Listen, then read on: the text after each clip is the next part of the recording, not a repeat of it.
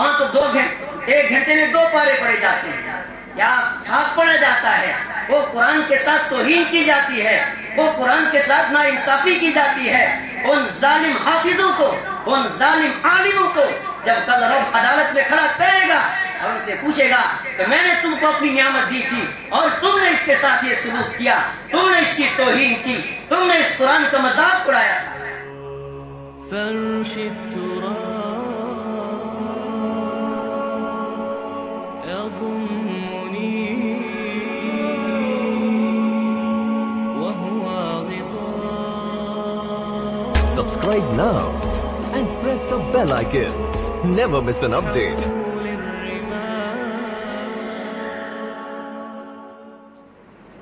وَاتْلُ مَا أُوحِيَ إِلَيْكَ مِنْ كِتَابِ رَبِّكَ لَا مُبَدِّلَ لِكَلِمَاتِهِ صَدَقَ اللَّهُ الْعَظِيمُ.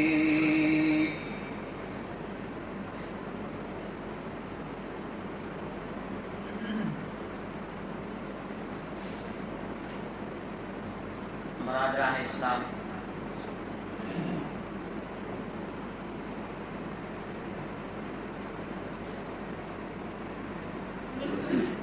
اللہ تبارک و تعالیٰ کا احسان ہوا, کرم ہوا کہ جس رب کائنات نے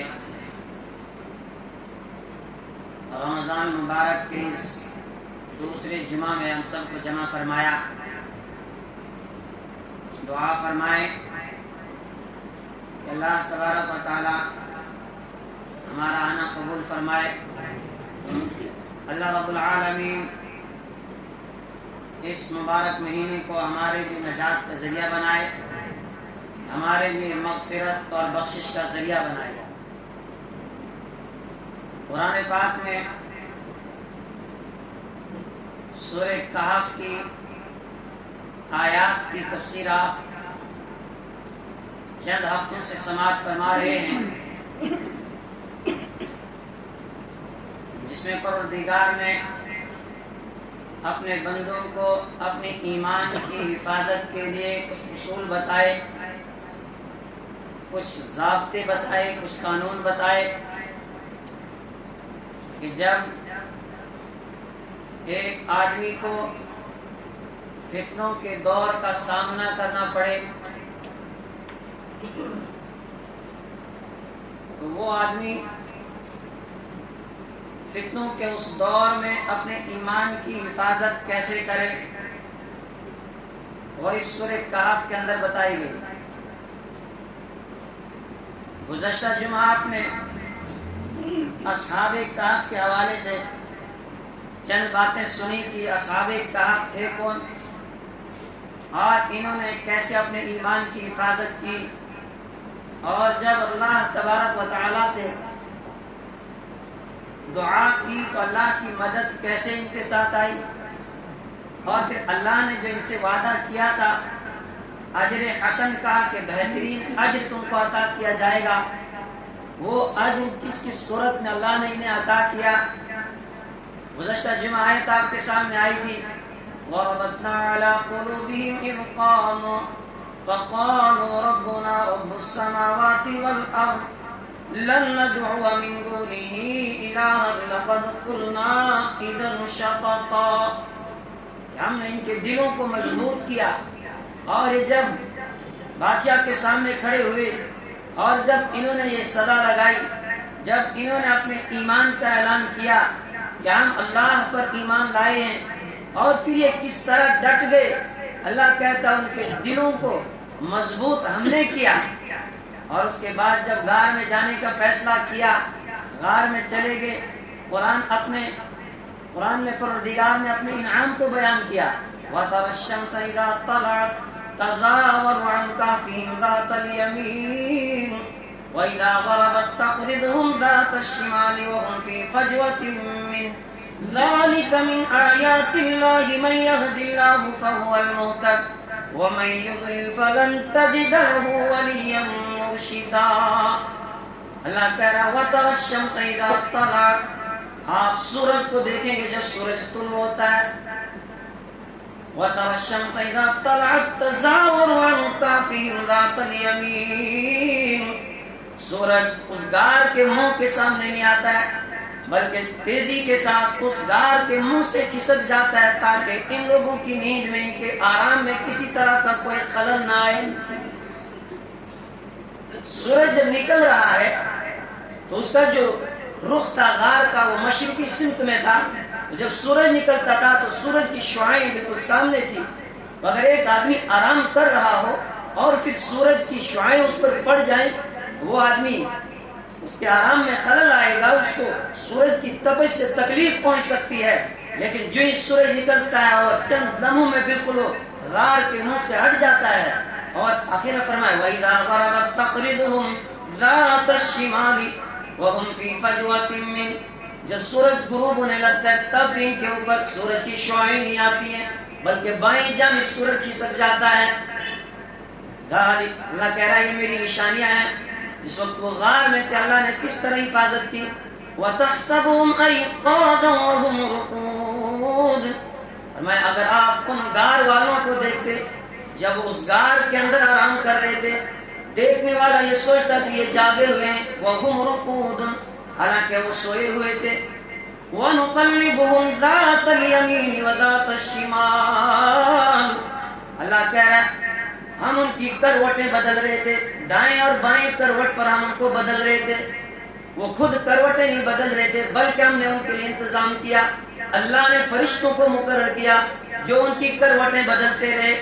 ایک ہی کروٹ پر جب انسان زیادہ دیر رہتا ہے تو انسان کو خطرہ ہوتا ہے کہ جس میں وہ بیٹھ سوٹ آ جائیں تو وہاں پر وہ خطرہ. لیکن اللہ کہتا ہے کہ ہم نے ایسا انتظام کیا ان کی کروٹیں بدلی جا رہی ہیں اور انہیں کوئی خبر نہیں ہے. اور کب تک رہے وَقَلْبُهُمْ بَاسِطٌ ذِرَاعَيْهِ بِالْوَصِيدِ لَوِ اطَّلَعْتَ عَلَيْهِمْ لَوَلَّيْتَ مِنْهُمْ فِرَارًا وَلَمُلِئْتَ مِنْهُمْ رُعْبًا. اللہ کہہ رہا ہے جب اس غار کے اندر تھے اور کتا غار کے منہ پر اپنے پاؤں پھیلائے ہوئے بیٹھا ہوا تھا کہ اگر کوئی دیکھتا تو دیکھتے ہی گھبرا کے وہاں سے بھاگ جاتا. اور وہ بھی اس کیفیت کے ساتھ سو رہے, دیکھنے والے کو لگ رہا کہ یہ جاگے ہیں, ان کی آنکھیں کھلی ہیں. اور تب تک پھر اس طرح رہے. وَلَبِثُوا فِي كَهْفِهِمْ 300 سِنِينَ وَازْدَادُوا تِسْعًا. وہ اس غار کے اندر 309 سال تک ٹھہرے. اللہ کہہ رہا ہے کہ 309 سال تک انہیں اس غار کے اندر ہم نے رکھا. اور یہ اللہ کا نظام تھا. اور پھر 309 سال کے بعد اللہ نے اٹھایا. ثُمَّ بَعَثْنَاهُمْ لِنَعْلَمَ أَيُّ الْحِزْبَيْنِ أَحْصَىٰ لِمَا لَبِثُوا أَمَدًا وَكَذَلِكَ بَعَثْنَاهُمْ لِيَتَسَاءَلُوا بَيْنَهُمْ. پھر ہم نے ان کو اٹھایا تاکہ آپس میں ایک دوسرے سے پوچھیں کم لبثنا, کتنی دیر ہم یہاں پر ٹھہرے ہیں. قَالُوا لَبِثْنَا يَوْمًا أَوْ بَعْضَ يَوْمٍ. اب ایک دوسرے سے سوال کرنے لگے بھائی ہم اس غار میں کب آئے تھے, کتنی مدت ہم یہاں رہے. کچھ نے کہا لگتا ہے کہ ایک دن ہو گیا, کسی نے کہا بھی دن پورا نہیں ہوا ہے. اور 309 سال کا عرصہ گزر گیا.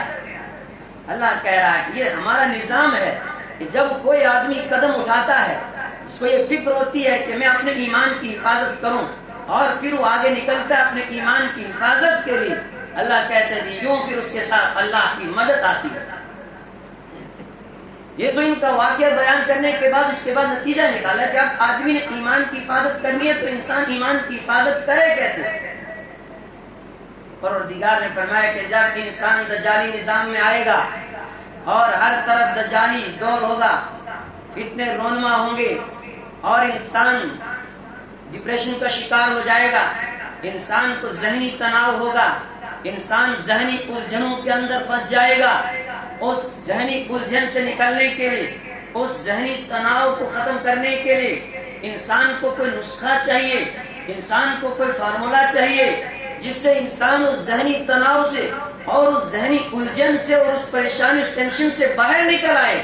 اس کے لیے پروردگار نے حکم دیا وَاتْلُ مَا أُوحِيَ إِلَيْكَ مِنْ كِتَابِ رَبِّكَ. اللہ کہہ رہا وَاتْلُ مَا أُوحِيَ إِلَيْكَ مِنْ كِتَابِ رَبِّكَ. آپ تلاوت کیجئے اس کتاب کو جو آپ کی طرف وحی کی جاتی ہے. جو قرآن پاک ہم نے آپ کو دیا ہے اس قرآن پاک کی آپ تلاوت کرتے رہیں, اس قرآن پاک کو آپ پڑھتے رہیں. یہ ایک واحد راستہ ہے آپ کو کہ جو آپ کو ذہنی الجھن سے نجات دلائے گا، یہ ایک ہی راستہ ہے آپ کے لیے۔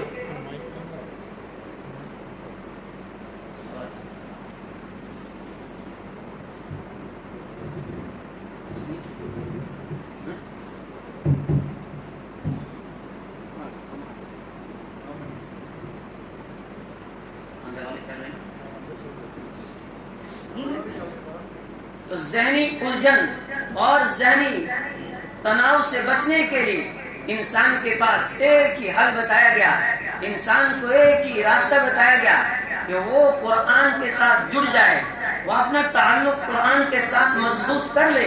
وَاتْلُ مَا أُوحِيَ إِلَيْكَ مِنْ كِتَابِ رَبِّكَ لَا مُبَدِّلَ لِكَلِمَاتِهِ۔ یہ قرآن پاک ایک ایسا اللہ کا کلام ہے، اس کے اندر کوئی تبدیلی آ نہیں سکتی ہے، اور ایک ایسا نظام اللہ نے انسانوں کو اس قرآن کے اندر دیا ہے کہ اس کے اندر کسی طرح کی کوئی تبدیلی نہیں آ سکتی ہے۔ اور قرآن پاک میں سورہ کہف کے شروع میں ہی پروردگار نے اس کی طرف اشارہ کیا تھا، الحمدللہ الذی انزل علی عبدہ الکتاب ولم یجعل لہ عوجا۔ تمام تعریف اس اللہ کے لیے، تمام تعریف اس خالق و مالک کے لیے جس نے قرآن کو نازل کیا اپنے بندے کے اوپر۔ ساری تعریفیں اس اللہ کے لیے، کیوں؟ اس لیے کہ اس نے وہ کام کیا ہے جو کوئی دوسرا کر ہی نہیں سکتا ہے، اور وہ کام کیا ہے؟ اس نے قرآن پاک کو نازل کیا ہے۔ اور قرآن پاک کیسی کتاب؟ اور دیگر نے فرمایا وَلَمْ يَجْعَلْ لَهُ عِوَجًا۔ اس قرآن کے اندر کسی طرح کا کوئی ٹیڑھا پن نہیں، اس کتاب کے اندر کسی طرح کی کوئی کجی نہیں ہے۔ اور اگر تم سیدھے راستے پر قائم رہنا چاہتے ہو، اگر تم اپنے ایمان کی حفاظت کرنا چاہتے ہو، یہ چاہتے ہو کہ اس دجالی نظام میں ہمارا ایمان کیسے بچے، اس کے لیے ضروری ہے کہ تم اپنے آپ کو اس قرآن کے ساتھ جوڑ لو، اس قرآن پاک کو اپنا اوڑھنا اور بچھونا بنا لو، دن رات اس قرآن پاک کے ساتھ لگ جاؤ، اس کی تلاوت کرو، اس کی تفسیر پڑھو، اس کے معانی پڑھو، اس کو سمجھنے کی کوشش کرو کہ رب العالمین ہماری رہنمائی کر رہا ہے اور ہمارا رب ہم سے کیا کہہ رہا ہے ان حالات میں۔ اور پروردگار نے قرآن پاک کے لیے دوسری جگہ فرمایا یا ایھا الناس قد جاءتکم موعظۃ من ربکم وشفاء لما فی الصدور وہدی ورحمۃ للمؤمنین۔ اور ساری دنیا کے لوگوں، اور مشرق میں رہنے والوں، اور مغرب میں رہنے والوں، اور شمال میں رہنے والوں، اور جنوب میں رہنے والوں، اور رنگ کے اعتبار سے جو کالے ہو جو گورے ہو، سب کو یہ پیغام سنایا جا رہا ہے قد جاءتکم موعظۃ من ربکم، یقیناً تمہارے پاس ایک نصیحت نامہ تمہارے رب کی طرف سے آ چکا ہے، وشفاء لما فی الصدور، اللہ کہہ رہا ہے یہ وہ نصیحت نامہ ہے جس میں تمہارے دلوں کی بیماریوں کا علاج ہے، وَهُدًى وَرَحْمَةٌ لِّلْمُؤْمِنِينَ۔ یہ قرآن پاک ہدایت ہے، یہ قرآن پاک ہدایت کا سر چشمہ ہے، اور یہ قرآن پاک رحمت ہے ایمان والوں کے لیے۔ قُلْ بِفَضْلِ اللَّهِ وَبِرَحْمَتِهِ، اور میرے محبوب آپ اعلان کر دیجئے جس کو قرآن پاک جیسی عظیم نعمت مل جائے، جس کو قرآن پاک جیسی عظیم دولت مل جائے، اس کو چاہیے کہ اس قرآن پر وہ خوشیاں منائے۔ قُلْ بِفَضْلِ اللَّهِ وَبِرَحْمَتِهِ فَبِذَلِكَ فَلْيَفْرَحُوا هُوَ خَيْرٌ مِّمَّا يَجْمَعُونَ۔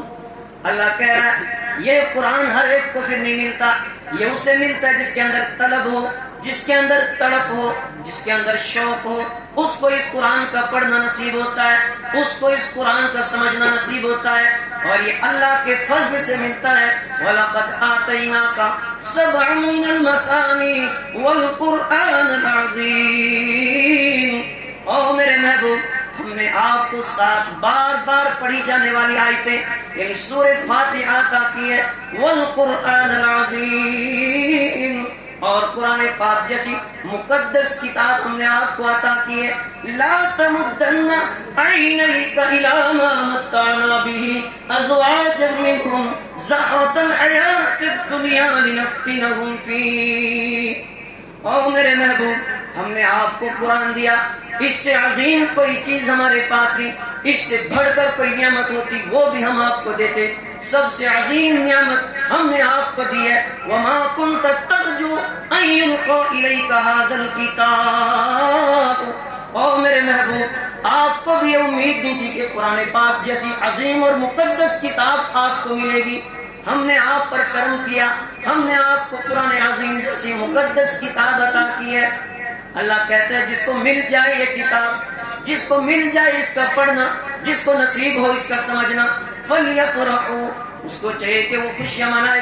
هُوَ خَيْرٌ مِّمَّا يَجْمَعُونَ, یہ ان تمام چیزوں سے بہتر ہے. دنیا والوں کے پاس مال ہے, ان کے پاس دولت ہے. اللہ کہتا ہے ان تمام دولتوں سے 1000 درجہ یہ بہتر ہے تمہارے لیے.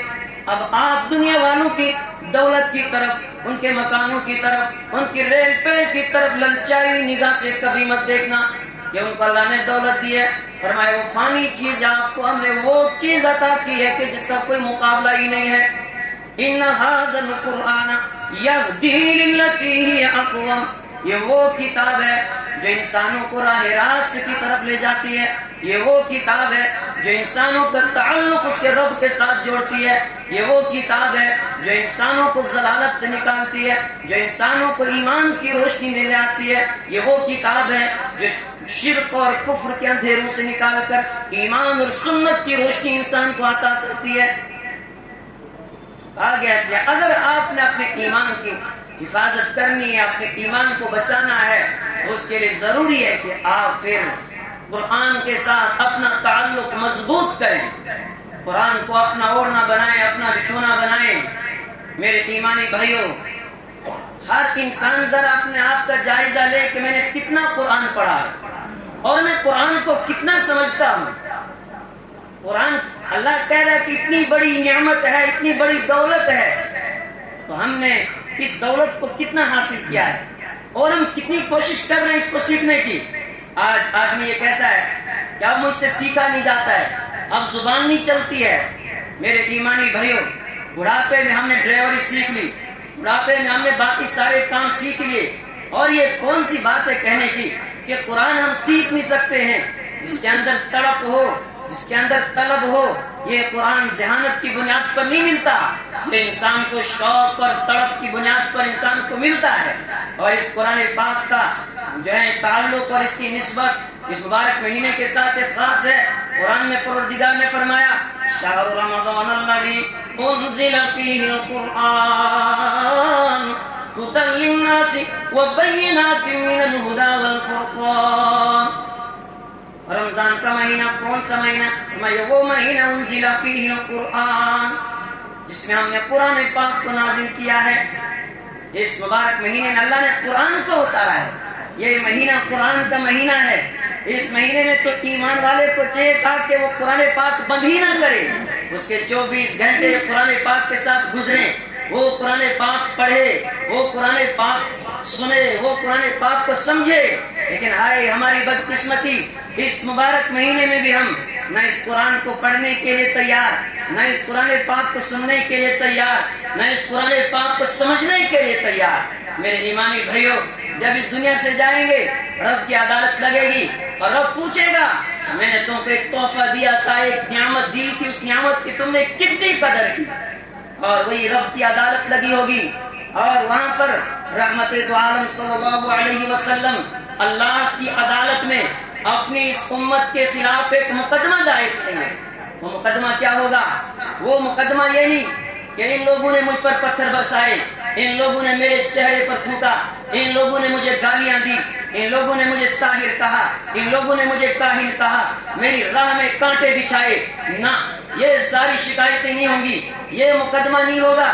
مقدمہ کیا ہوگا؟ اللہ نے وہ قرآن میں بیان کیا, وقال الرسول ان قوم اتخذوا هذا القرآن مهجورا. اللہ کہہ رہا رب کی عدالت لگے گی, کائنات کے پیغمبر رحمت دو عالم صلی اللہ علیہ وسلم رب العالمین کی بارگاہ میں رب سے شکایت کریں گے اپنی امت کی, اے میرے رب, یہ میری امت, یہ میری قوم ہے جنہوں نے تیری کتاب کو چھوڑ دیا تھا, اسے پشت ڈال دیا تھا. انہوں نے تیری کتاب کو پڑھا نہیں, انہوں نے تیری کتاب کو سنا نہیں, انہوں نے تیری کتاب کو سمجھا نہیں. میرے ایمانی بھائیوں, مقدمہ دائر کرنے والے رحمت والے پیغمبر ہوں گے, اور ہر آدمی وہاں پھر جواب دینے کے لیے تیار ہو جائے کہ وہ رب کو کیا جواب دے گا. اللہ کہے گا تو نے ڈاکٹری کی مشکل سے مشکل کتابیں ساری پڑھ لی, وہ تجھے سمجھ آ گئی, ان کو سمجھنے کے لیے, ان کو پڑھنے کے لیے تجھے فرصت ملی. انجینئرنگ کی ساری کتابیں تو نے پڑھ لی, باقی سارے ہنر تو نے سیکھ لیے, لیکن تجھے اتنی فرصت نہیں ملی کہ جو قرآن میں نے تجھے دیا تھا اس قرآن کو پڑھنے کا, اس قرآن کو سمجھنے کا, اس قرآن کو سننے کا تیرے پاس موقع نہیں تھا. میرے ایمانی بھائیو, وہاں یہ عذر نہیں چلے گا.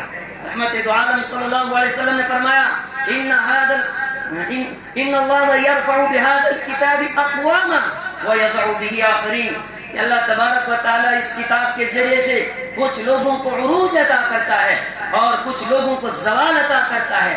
جو اس کتاب کو اپنے سینے سے لگائے, جو اس کتاب کو آگے رکھ کر چلے, اللہ ان کو عروج عطا کرتا ہے. قوموں کو عروج ملا اس کتاب کے ذریعے سے, لیکن جب سے امت نے اس قرآن کو چھوڑ دیا, اس قرآن کے ساتھ ناانصافی شروع کر دی اور امت ذلت کی طرف چلی گئی, امت پستی کی طرف چلی گئی. میرے ایمانی بھائیوں, ایک ارادہ کرو, کچھ کرنے کا سوچو کہ ہم نے کچھ کرنا ہے, اس دنیا کو چھوڑنا ہے. آج تراویح میں اگر ایک پارہ پڑا جاتا ہے, ایک گھنٹہ ہم پیچھے کھڑے ہونے کے لیے تیار نہیں ہے, کہتے ہیں تھک جاتے ہیں. میرے ایمانی بھائیوں, بس کتنی محبت ہے ہمیں اللہ سے, اتنا عشق ہے اللہ سے. اس کے مقابلے میں اگر ابھی یہ اعلان ہو جائے کہ اس وقت باہر سرکار کی طرف سے ایک اسکیم آئی ہے, آپ کو 10-10 ہزار روپے ملنے والا ہے, اس جو ہے تپتی دھوپ میں ہم سب جائیں گے, لائن میں کھڑے ہو جائیں گے, پھر نہ ہمیں گرمی کا احساس ہوگا, نہ ہمیں پیاس کی شدت کا احساس ہوگا, شام تک وہاں کھڑے رہیں گے.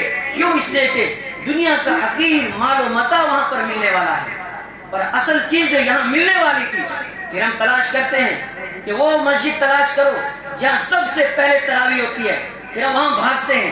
کیوں؟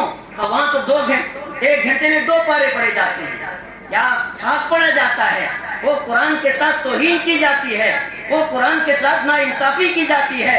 ان ظالم حافظوں کو, ان ظالم عالموں کو جب کل رب عدالت میں کھڑا کرے گا اور ان سے پوچھے گا کہ میں نے تم کو اپنی نعمت دی تھی اور تم نے اس کے ساتھ یہ سلوک کیا, تم نے اس کی توہین کی, تم نے اس قرآن کا مذاق اڑایا تھا. قرآن پڑھنے کا حکم اللہ ہمیں کیسے دے رہا ہے, اپنے محبوب سے کہہ رہا ہے, یا ایھا المزمل قم اللیل الا قلیلا نصفہ وانقص منہ قلیلا او زد علیہ ورتل القرآن ترتیلا. او کملی والے, او کملی اوڑھنے والے, اٹھ کھڑے ہو جائیے, آپ راتوں کو میرے قرآن کی تلاوت کیجئے, ساری رات آپ قرآن پاک کی تلاوت کرتے رہے. اور قرآن پڑھنا کیسے ہے, ورتل القرآن ترتیلا. اور میرے محبوب آپ قرآن پاک کو ٹھہر ٹھہر کر پڑھیے, یہ حکم دیا جاتا ہے, اور ہم اس کو سننے کے لیے بھی تیار نہیں. لیکن یہ ساری بات جذبے کی ہے, شوق کی ہے, کہ جس کے اندر قرآن کی محبت ہو, جس کو قرآن سے لگاؤ ہو, اس کے لیے کوئی مشکل نہیں. صحابہ رات رات سنتے تھے, صحابہ کو چھوڑے آج ایسی نظیریں ہمارے سامنے موجود ہیں جو پوری رات قرآن پڑھتے ہیں, سنتے ہیں, کوئی احساس نہیں. ہمارے حضرت قاری صاحب, اللہ ان کی عمر میں برکت عطا فرمائے, قاری جمال الدین صاحب 70 سال کی عمر میں ہیں, 10 دن میں قرآن پاک سنایا, 3 پارے کر کے. 10 دن میں جب قرآن مکمل ہوا, 11 کو پھر شروع کیا 10 پارے. میں رات گیا, میں پریشان ہوا دیکھ کر, ہم یہاں تراویح سے فارغ ہو کر وہاں گئے, اس وقت 4 پارے ان کے ہوئے تھے, 6 پارے اس کے بعد پھر ہم نے سنے وہاں پہ. اور قرآن پاک کیا ٹھہر ٹھہر کر پڑھتے ہیں, 8:45 بجے شروع کرتے اور 3 بجے ختم کرتے ہیں. 3 دن کے اندر انہوں نے پھر قرآن پاک مکمل کیا رات کو, اور کہہ رہے تھے کہ آج پھر میں نے دوسرا قرآن شروع کیا. 70 سال کی عمر ہے اور ہلتے بھی نہیں, کھڑے کھڑے پورا قرآن پاک پڑھنا. اور آج کا جوان 20 سال 25 سال 30 سال کا جوان کہتا ہے مجھ سے کھڑا نہیں ہو جاتا, ٹانگوں میں درد ہوتی ہے. ہائے اگر ہم یہ سوچتے کہ جب رحمت دو عالم صلی اللہ علیہ وسلم کھڑے ہوتے تھے ان کے پاؤں میں ورم آ جاتا تھا اور وہ کھڑے رہتے تھے, صحابہ ساری رات قرآن پڑھتے تھے, لیکن وجہ کیا تھی؟ انہیں عشق تھا قرآن سے, انہیں محبت تھی قرآن سے. آج ہمیں اس قرآن سے وہ محبت نہیں رہی اور ذلت ہمارا مقدر بن گئی. میرے ایمانی بھائیوں, قرآن پاک کو سیکھنے کی کوشش کریں, سمجھنے کی کوشش کریں, سننے کا جذبہ اپنے اندر آپ پیدا کریں, پھر آپ دیکھیں کہ حالات کس طرح بدلیں گے. اور ایمان کو بچانے کے لیے سب سے بہتر نسخہ یہ بتایا گیا ہے کہ تمسک بالقرآن، کہ آدمی قرآن پاک کے ساتھ اپنے آپ کو چپکا کے رکھے، قرآن پاک کے ساتھ جڑے گا تو ایمان بچے گا. اگر قرآن پاک سے ذرا بھی اس نے اپنا رشتہ ختم کر لیا تو اس کا ایمان ضائع ہو جائے گا، یا اپنا ایمان بچا نہیں پائے گا. دعا فرمائیں کہ اللہ رب العالمین ہمیں قرآن کی صحیح سمجھ عطا فرمائے، قرآن کا عشق عطا فرمائے، ہمیں اللہ عامل قرآن بنائے، اللہ ہمیں عاشق قرآن بنائے. وآخر دعوانا الحمدللہ رب العالمین.